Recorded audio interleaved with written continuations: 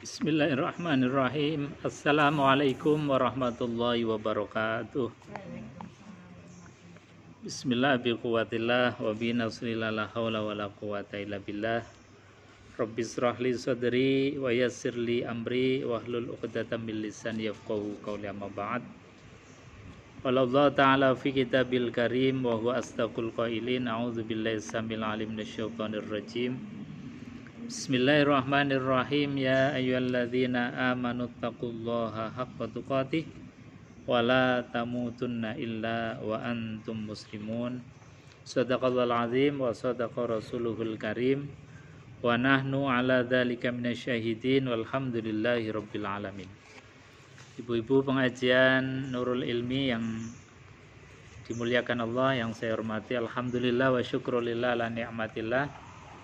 Pada pagi hari ini alhamdulillah kita bisa hadir kembali untuk taklim, untuk belajar mengkaji hukum-hukumnya Allah Subhanahu wa taala, mengkaji syariatnya Allah. Mudah-mudahan hadirnya kita ke majelis yang mulia ini senantiasa dicatat sebagai amal soleh, sebagai ibadah oleh Allah Subhanahu wa taala. Amin ya rabbal alamin. Ibu-ibu jamaah yang dimuliakan Allah, kita lanjutkan kajian kita, yaitu sudah sampai pada bab tayamum, halaman 23. Jadi tayamum itu sebagai badlul ghusli wal wudu. Jadi sebagai badal atau penggantinya mandi dan penggantinya wudu. Jadi seorang itu kan ada dua hadas. Yang pertama hadas besar dan yang kedua ada hadas kecil. Nah, hadas besar itu bisa dihilangkan dengan al-ghuslu, dengan mandi. Kemarin sudah kita bahas tentang mandi. Itu bisa hilang dengan meratakan atau menyiramkan air ke semua anggota tubuh kita. Nah, dalam keadaan tertentu itu kemudian kita dibolehkan untuk mengganti mandi maupun wudhu itu dengan tayamum. Nanti ada sebab-sebab dibolehkannya kita bertayamum. Ini sebagai bentuk hadiah atau rukhsah, keringanan dari Allah Subhanahu wa taala. Karena apa? Dalam kehidupan kita itu pasti enggak mulus-mulus terus. Kadang pas menemui sakit, pas menemui enggak ada air, atau dalam keadaan-keadaan tertentu pasti kita membutuhkan satu solusi lain dibandingkan dengan air. Maka Allah kasih solusi namanya tayamum sebagai badlul ghusli wal wudu, sebagai gantinya dari mandi dan juga gantinya dari berwudu. Nah, apa itu tayamum? Tayamum tadi sebagai badlul ghusli wal wudu. Tayamum kaifiyahnya berbeda dengan mandi. Kaifiyahnya juga berbeda dengan berwudu. Kalau mandi meratakan semua anggota tubuh kita itu bilma, dengan air. Kalau tayamum enggak usah kita guling-guling. Jadi kita cukup mengambil debu, naklut turab, yaitu ketika kita mengambil debu dengan telapak tangan kita, kemudian kita usapkan debu itu ke wajah dan tangan, telapak tangan. Jadi cukup dengan menempelkan, mengambil debu, dipindahkan yang pertama ke wajah. Nah, ini untuk kaifiyahnya. Bagaimana cara mengusapnya? Ini ada beberapa cara. Pertama kita mengambil debu, kemudian pertama di bagian kanan dulu. Seperti kemarin, apapun itu hal yang baik hendaknya dimulai dari yang kanan. Jadi tidak diraupkan begini, tapi kita ambil, kemudian tangan yang kanan ini kita letakkan di wajah bagian kanan. Ini paroan. Yang separuh untuk bagian yang kanan diusapkan, nanti yang separuh lagi untuk bagian kiri. Jadi memindahkan debu ke wajah kita. Satu usapan cukup, tapi kalau mau 3 kali nggak apa-apa. Ini juga sama, yang separuh untuk bagian kanan, yang separuh untuk bagian kiri. Jadi bisa dengan tadi tangan telapak kanan itu dioleskan, diusapkan ke bagian wajah yang sebelah kanan, kemudian tarik yang sebelah kiri. Yang ini juga sama, yang separuh telapak kanan untuk bagian kanan, yang separuh lagi untuk bagian kiri. Atau kalau mau sekalian bisa kita ambil, kemudian yang tangan kanan untuk bagian kanan, yang kiri bagian kiri. Dari mulai atas, ini juga bisa. Tapi yang utama yang diajarkan oleh para ulama tadi. Jadi tangan kanan separuh ini digunakan untuk wajah bagian kanan, yang separuh lagi bagian kiri. Ini juga sama, separuh kanan, separuh kiri. Kemudian ambil debu lagi, diusapkan untuk tangan. Tangan yang kanan dulu berarti yang untuk mengusap tangan kiri. Ini juga sama, separuhan. Yang separuh tangan ini digunakan untuk mengusap bagian bawah. Nah, kita tarik. Kemudian yang atas itu untuk bagian atas. Itu untuk yang kanan. Yang kiri juga sama, kita ngambil, kemudian diusapkan ke tangan bagian bawah, kemudian yang separuh diusapkan untuk bagian atas. Ini cukup. Jadi kita ambil debu naklut turab, kemudian niat nawaitut tayammuma listibahatis shalah fardhol lillahi ta'ala. Jadi niatnya, saya niat tayamum untuk dibolehkannya melaksanakan fardu sholat karena Allah Subhanahu wa ta'ala. Jadi boleh dengan bahasa Arab, boleh dengan bahasa kita sendiri. Intinya saya niat tayamum supaya boleh sholat. Ini tayamum. Jadi tayamum adalah naklut turab, memindahkan debu dengan diusapkan ke wajah dan tangan dengan syarat-syarat tertentu. Kemudian sebab-sebabnya tayamum. Jadi ada hal yang menjadikan kita boleh untuk bertayamum. Yang pertama, dikarenakan tidak adanya air. Mungkin di tanah atau di tempat-tempat tertentu yang air itu susah. Kalau di tempat kita mungkin agak jarang ya. Tapi ya kita kadang nemui juga pas misalnya mati lampu PDAM nggak ngalir. Itu. Jadi dalam hal-hal tertentu pas mati lampu PDAM nggak ngalir, itu kalau menurut mazhab Syafi'i sebetulnya belum boleh. Karena apa? Kita harus nyari dulu di sekeliling kita. Tapi kita kadang-kadang mau dodok tetangga kan. Ya, jadi dalam hal-hal tertentu kita pasti menemui. Misalnya kita di dalam perjalanan atau kita di dalam suasana atau di tempat yang tidak ada air. Jadi ini kemudian menjadi hal yang dibolehkannya untuk bertayamum. Yang kedua, berhalangan menggunakan air, misalnya karena sakit. Yang dengan sakit itu, misal saran dokter, ini jangan kena air dulu misalnya. Atau kita merasakan sendiri, kalau kita itu terkena air, maka akan menjadikan tambahnya sakit. Nah, yang seperti itu kita bisa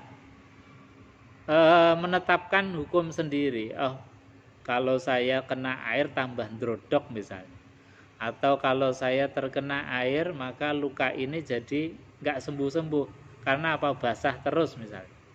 Kalau terkena air kemudian kulitnya jadi seperti apa, meruntus karena alergi dan lain sebagainya.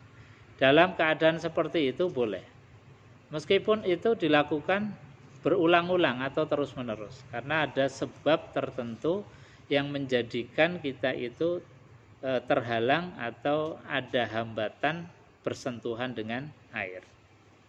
Nah, ini disebabkan karena tadi ada hal-hal tertentu yang bisa menghalangi kita dengan bersentuhan air. Yang ketiga adalah adanya air tapi air itu minim dan hanya diperuntukkan untuk hal-hal yang urgent. Misalnya ada air tapi untuk minum saja. Ada air tapi air ini untuk hanya cukup membersihkan najis saja misalnya. Maka dalam keadaan tertentu seperti tadi, meskipun ada air tapi air itu digunakan untuk keperluan yang lebih mendesak, maka boleh kita bertayamum.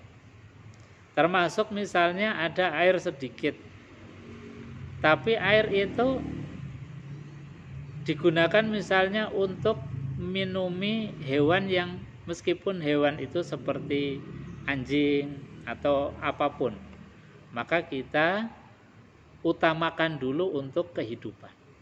Jadi misalnya ada anjing kok kehausan dan kita punya air, yang air itu sedianya hanya untuk ibadah kita, untuk wudhu atau untuk mandi kita. Nah, dalam keadaan seperti itu kita dibolehkan untuk tayamum. Karena apa? Airnya ini air muhtaram, air yang dimuliakan, air untuk kehidupan. Nah, ini syarat dibolehkannya kita menggunakan atau dibolehkan tayamum. Jadi satu adalah tidak ada air, yang kedua disebabkan karena berhalangan, sebab sakit atau sebab yang lain. Yang ketiga adalah adanya air tapi air itu untuk kehidupan, ada hal yang lebih urgent, lebih penting lagi. Kemudian syarat-syaratnya tayamum. Nah, satu, menggunakan debu yang suci, yang belum digunakan untuk bersuci yang lain dan tidak bercampur dengan sesuatu apapun. Jadi debunya itu harus debu yang kholis, murni. Murni itu namanya debu. Jadi bukan tercampur misalnya dengan gelepung atau dia bercampur dengan ayaan genteng, itu kan bukan debu. Atau bercampur dengan bedak misalnya, itu belum termasuk yang disebut sebagai turab. Dan ini harus betul-betul ada bentuknya. Nah, kita kadang misalnya mau tindak haji atau umroh, seringkali disarankan kita ngambil debu itu di jok depan, padahal itu kan sebetulnya nggak ada debunya. Itu sebetulnya belum memenuhi. Karena apa? Nggak ada naklu turabnya, nggak ada memindahkan debu, karena itu belum ada bentuknya. Nah, gimana mau ada debu? Wong setiap saat itu joknya itu dibersihkan terus. Kemudian kalau misalnya kita di rumah, itu rumah kita bersih terus, ya. Jadi nggak ada debu. Nah, ini yang menjadi harus kita harus paham betul. Jadi yang namanya tayamum itu naklut turab, memindahkan debu. Jadi harus ada debunya. Dan debunya itu harus kholis, harus yang murni. Belum tercampur dengan apa-apa. Belum tercampur dengan gelepung tadi, tepung, atau pecahan-pecahan kreweng, atau dengan pasir. Karena antara pasir, debu itu beda. Ya. Pasir, debu itu beda. Kalau di tanah itu masih bisa. Kalau tanah itu tanah yang kering, itu pasti atasnya ada debunya, masih bisa. Atau di hamparan pasir yang banyak itu bisa, karena pasti ada debu-debunya. Jadi naqlut turab. Nah, yang jadi persoalan yang sering kita jumpai, kita temui, kadang-kadang seperti tadi perjalanan haji, umroh, mau sholat, tayamum, tapi tayamumnya ngambil di depan jok depan kita. Nah, itu kan nggak ada debunya karena setiap saat dilap. Nah, ini yang harus jadi perhatian. Makanya caranya gimana? Ya kita bisa ngakali kalau misalnya mau berangkat naik pesawat, kita usahakan untuk wudhu dulu. Karena nggak mungkin di jok pesawat itu ada debunya, karena apa? Setiap saat itu bersihkan terus. Jadi turun bersihkan, apa bersihkan. Nah, untuk kehati-hatian, ikhtiyat, karena memang syaratnya dari tayamum itu harus naqlut turab. Itu yang pertama. Kemudian syaratnya tayamum tadi adalah mengusap wajah dengan kedua tangan. Seperti tadi. Setelah kita ambil debu, kemudian mengusap wajah. Jadi bahasanya ngusap itu tidak seperti kita wudhu mengalirkan. Kalau wudhu kan bahasanya faghsilu wujuhakum. Jadi basuhlah wajah kalian. Jadi kalau basuh itu tidak cukup tangan kita basah kemudian dilap, itu enggak cukup. Harus ada air yang kemudian mengalir di wajah kita. Itu namanya ghuslul wajhi. Nah, dalam tayamum itu tidak harus mengalirkan debu, enggak. Jadi enggak raup debu, enggak. Kelilipan malah. Jadi cukup tangan kita itu ditempelkan ke debu, kemudian kita angkat, kita gibas-gibaskan kalau masih ada debu yang kasar, kemudian diusap. Nah, ini namanya mengusap debu ke wajah kita. Nah, cara ngusapnya seperti tadi. Kita ngambil yang tangan kanan, separuh digunakan untuk bagian kanan. Nah, ditarik ke bawah, kemudian yang separuh ini untuk bagian kiri. Nah, yang ini juga sama, yang separuh untuk bagian kanan, ini separuh bagian kiri. Ini cara yang pertama. Cara yang kedua boleh ambil, kemudian dua-duanya kita taruh di atas. Jadi seperti raup begitu. Nah, cukup. Itu syarat tayamum. Mengusap wajah dan tangan. Jadi wajah tadi sudah, yang tangan kita ambil debu lagi, jangan debu yang tadi karena debu yang tadi sudah mustakmal, sudah digunakan untuk wajah. Kita ambil lagi, pindah tempat, kita ambil lagi. Kemudian apa? Untuk pertama kali yang diusap adalah tangan kanan. Berarti yang untuk mengusap tangan kiri. Ini separuh telapak dibagi dua, yang separuh untuk bawah, yang separuh untuk atas. Sama, yang ini juga ambil yang separuh untuk bawah, yang separuh untuk atas.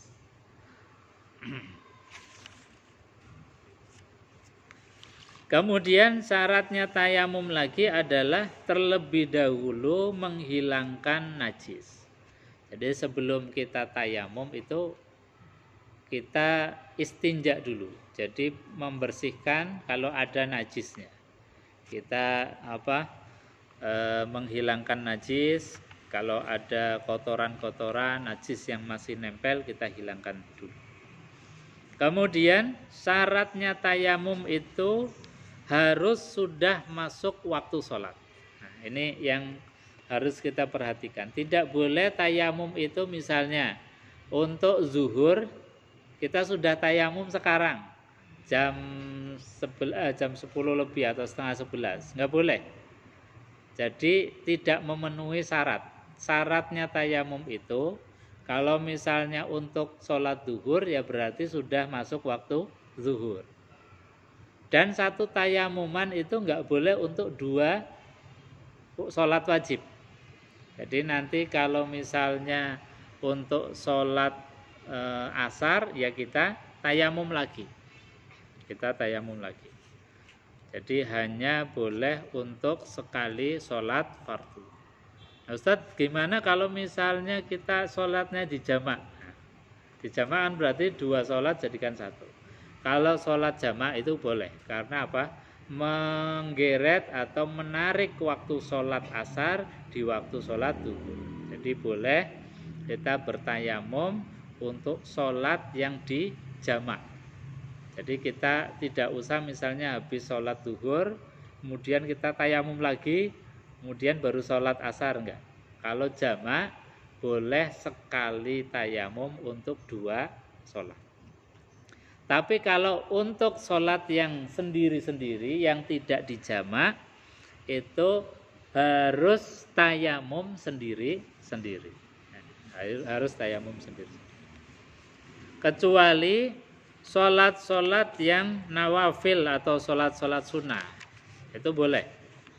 Jadi misalnya kita sebelum zuhur mau sholat sunnah dulu, menggunakan tayamum tadi, boleh.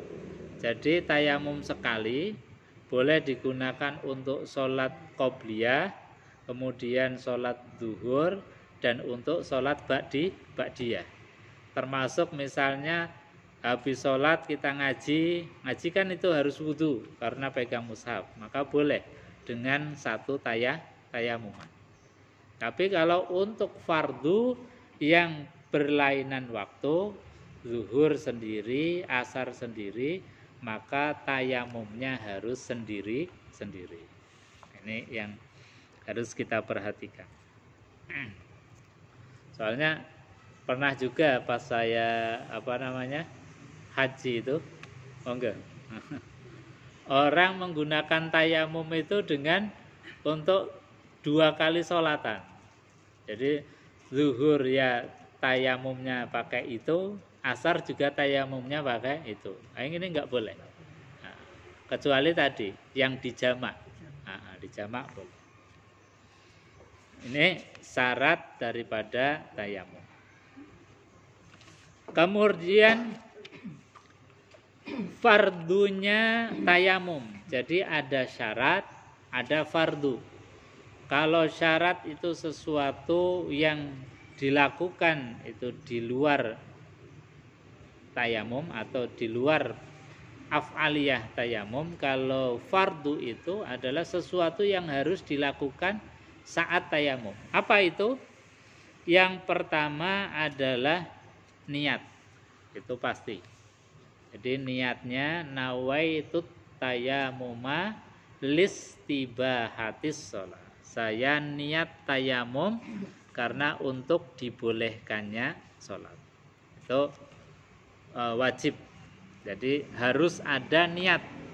Karena niat ini pondasinya amal. Bahkan kata Rasulullah SAW, an-niyat nisful amal. Niat itu sudah separuh amal.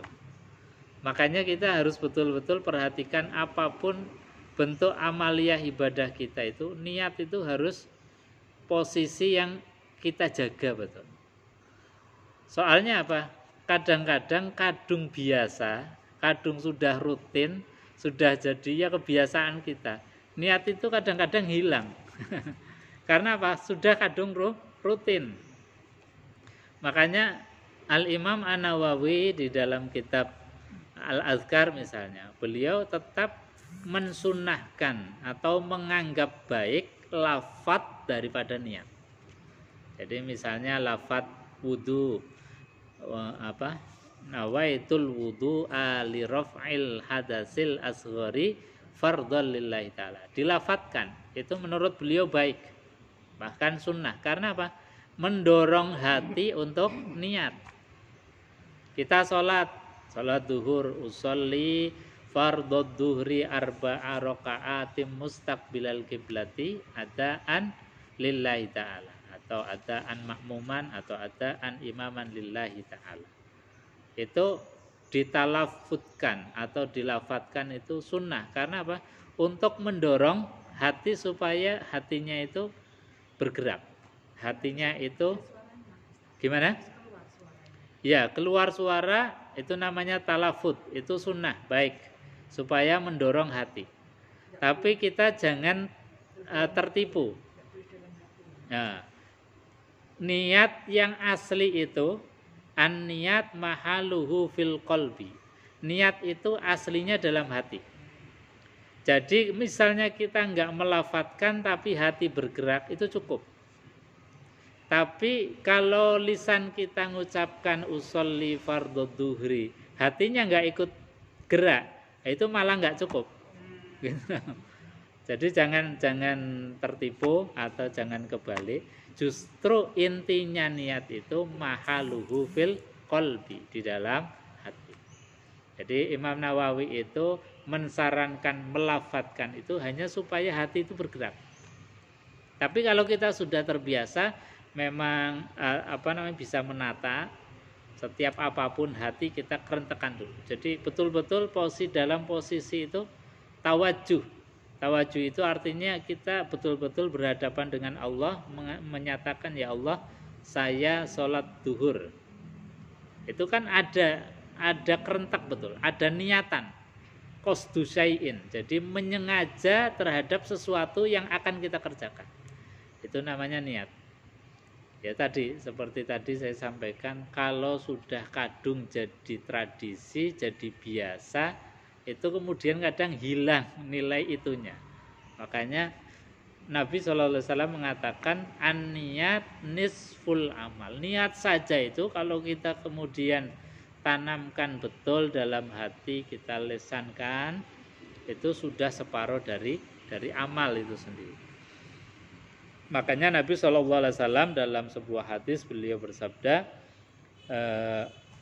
innamal a'malu binniyat wa innama likulli imri'in ma nawa. Karena segala sesuatu itu tergantung dari niat. Jadi sholat misalnya, sholat apapun itu kan bedanya cuma di niat. Nah, bedanya cuma di niat. Sholat wajib, sholat sunnah itu bedanya di niat. Bacaannya sama, gerakannya sama. Bedanya hanya pada niat. Makanya niat menjadi penting.